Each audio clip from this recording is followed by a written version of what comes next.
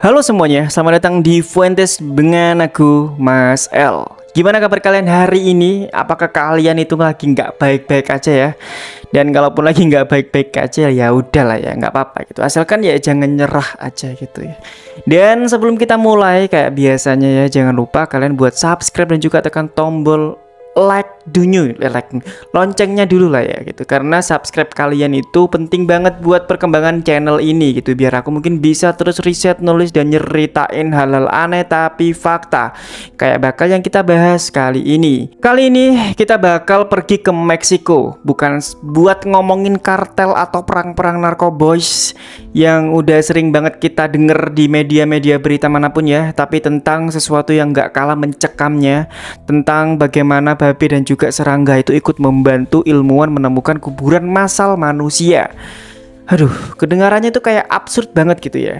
Tapi ini tuh bukan film dokumenter fiksi, juga bukan teori konspirasi gitu. Tapi ini riset ilmiah nyata yang dilakukan oleh Centro Geo, Pusat Penelitian Ilmu Informasi Geospasial di Meksiko. Dan hal ini juga dilaporkan langsung ya oleh BBC Mundo atau media internasional yang kredibilitasnya udah nggak diragukan lagi. Jadi mungkin biar nggak lama-lama ya, silakan kalian ambil posisi yang enak.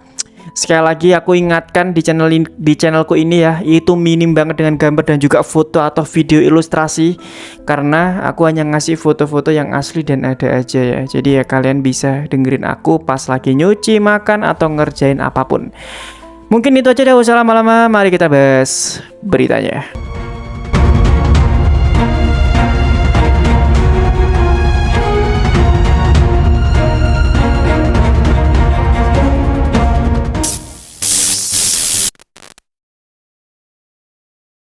Semuanya berawal di negara bagian Jalisco, Meksiko, sebuah wilayah yang di atas kertas kelihatan biasa aja, tanah datar, padat tanpa tanda-tanda apapun.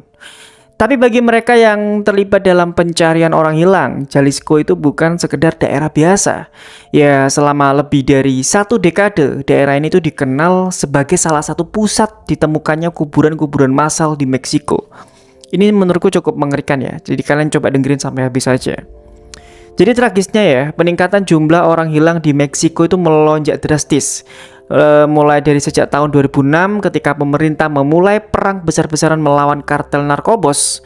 Sejak saat itu, angka orang yang hilang itu naik drastis dari sekitar 26.000 orang pada 2013 menjadi lebih dari 130 orang hingga sampai saat ini.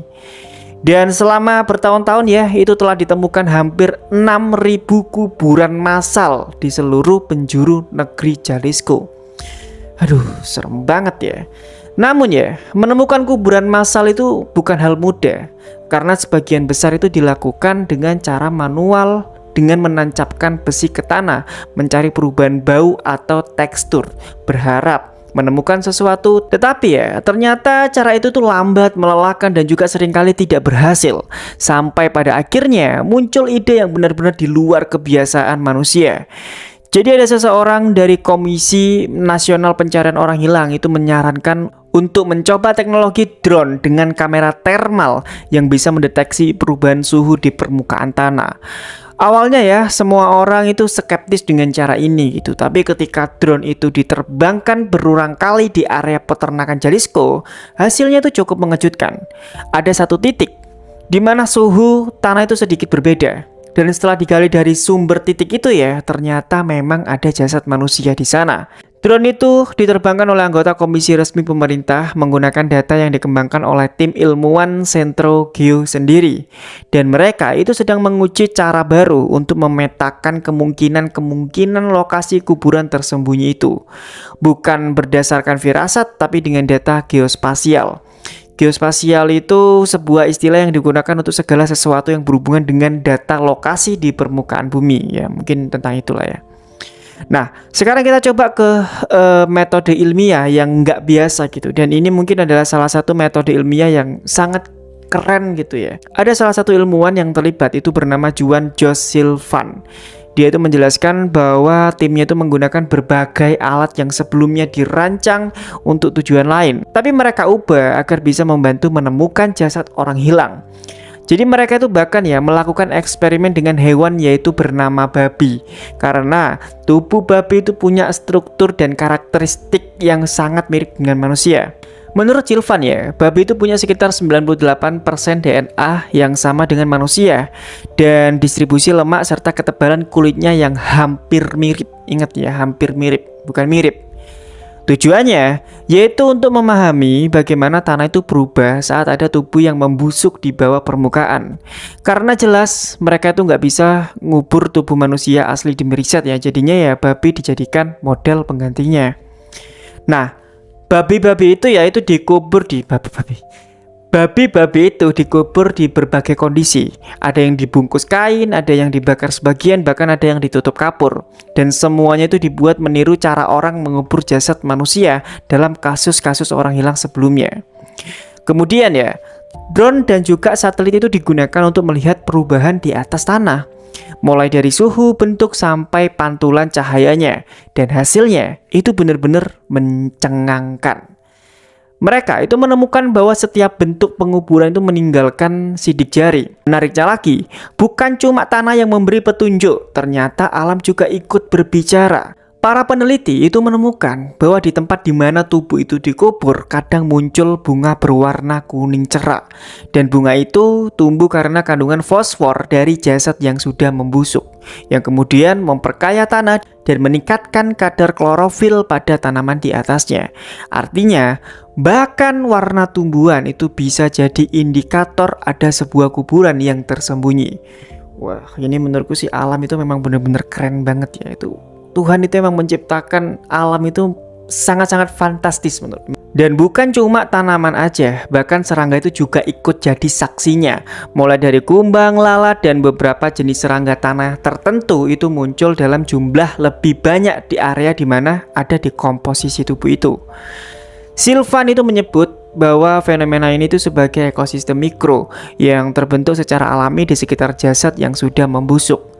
Dan kalau misalkan kita lihat dari hasil dan juga dampak nyatanya ya, semua data dari eksperimen ini baik dari babi, tanaman maupun serangan itu dipadukan dengan citra drone dan juga satelit dan hasilnya cukup luar biasa. Hingga pada akhirnya mereka tuh bisa mempersempit area pencarian hanya dari perubahan kecil yang tidak terlihat di mata manusia.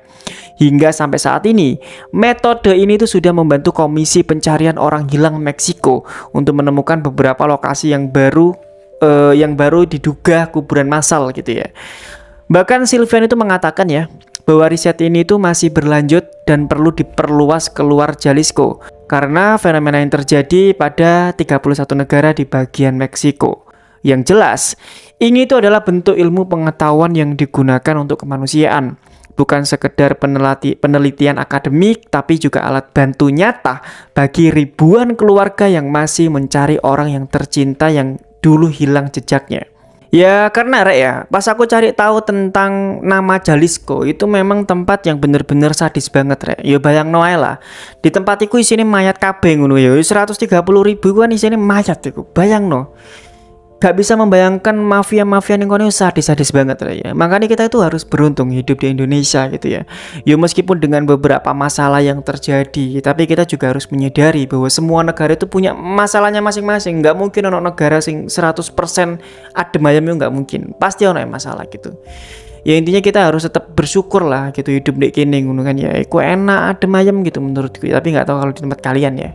Nah di kene sih adem ayem, tapi nggak tahu kalau di tempat kalian. Coba komentar Rek ya. Dari sini ya, coba kalian bayangin aja ada seekor babi yang dikubur demi eksperimen, ada serangga yang menggeliat di bawah tanah, dan sinar matahari yang memantul sedikit berbeda di atas tanah. Semua itu bisa jadi kunci untuk menemukan kebenaran. Ini tuh bukan cerita mistis ya, bukan juga kebetulan, tapi ini adalah ilmu pengetahuan yang dipakai untuk mengembalikan martabat manusia. Dan mungkin ya di tengah kegelapan panjang yang menyelimuti Meksiko, Jalisco ya kan, tanah-tanah yang dipakai untuk membantai banyak orang itu, ilmu pengetahuan inilah satu-satunya cahaya kecil yang masih bisa mereka pegang. Dan kita juga berdoa semoga jasad-jasad yang belum ditemukan itu ditemukan deh, karena kasihan banget keluarganya gitu ya. Ya mungkin itu aja ya informasi yang mungkin bisa aku sampaikan. Dan sekali lagi aku mau nyampein terima kasih buat kalian, karena kalau misalnya kalian nggak support channelku, aku mungkin nggak bakal bisa bikin informasi ini panjang gitu ya. Jadi ya jangan lupa like, share, dan subscribe kalau misalkan kalian suka dengan kontenku. Karena dari sinilah cerita-cerita nyata dan fakta kayak gini tuh bisa terus hidup. Maaf kalau misalkan aku ngomongnya agak belibet atau ada kurang jeda intonasinya ya. Aku minta kalian untuk komentar dan kasih kritik aja di sini Rek ya, karena aku masih butuh kritik dan saran agar aku bisa membawakan berita atau mungkin informasi buat kalian nggak membingungkan. Tapi semoga kalian bisa memahami informasi yang aku sampaikan.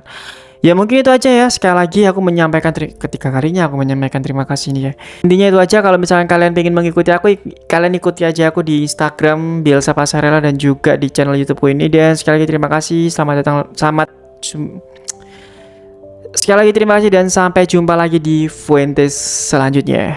Bye bye.